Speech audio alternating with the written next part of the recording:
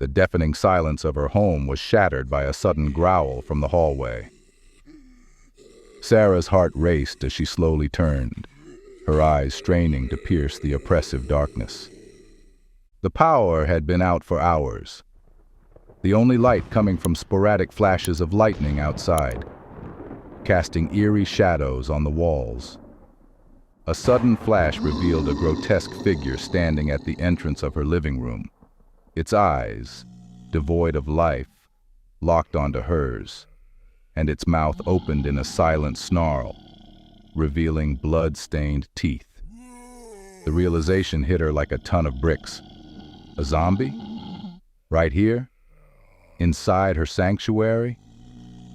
Frozen in fear for a split second, Sarah's survival instincts kicked in. She lunged for the baseball bat she kept by the couch, gripping it tightly. The creature lunged at her, but she swung with all her might, connecting with its head. The impact sent it reeling, but it quickly regained its balance and advanced again, more aggressively. Sarah's mind raced. She remembered the old fireplace poker still lying next to the cold hearth. In a desperate move, she feinted another swing with the bat, causing the zombie to dodge.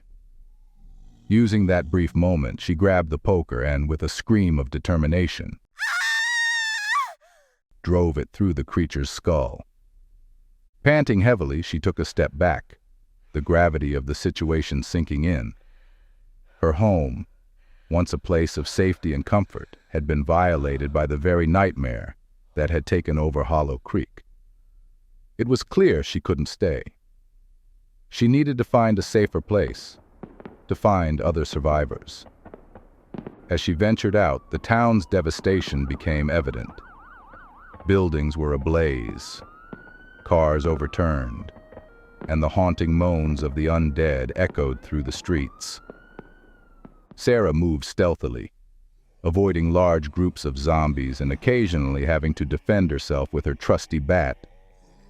After hours of navigating the treacherous streets, Sarah felt a sharp pain in her left arm.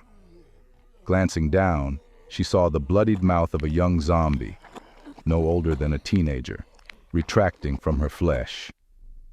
Panic surged through her as she used her bat to fend off the creature, delivering a final blow that ensured it wouldn't get up again. Realizing she had been bitten, and with the wound rapidly worsening, she needed shelter. Desperate and nursing her wounded arm, she spotted a familiar sight: her childhood friend's house. The memories of their time together, playing in the yard and sharing secrets, provided a brief respite from the horror around her. The front door was slightly ajar, hinting at a hasty exit, or perhaps an unwanted entry. With a mix of hope and trepidation, she decided to take refuge there for the night, praying she'd find some semblance of safety within its walls. Inside, she found herself in a dimly lit living room.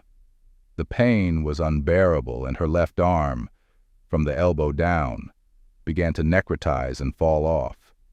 She leaned heavily against a couch, her strength waning. Her vision blurred, and her thoughts became disjointed. Memories of her life before the outbreak flashed before her eyes.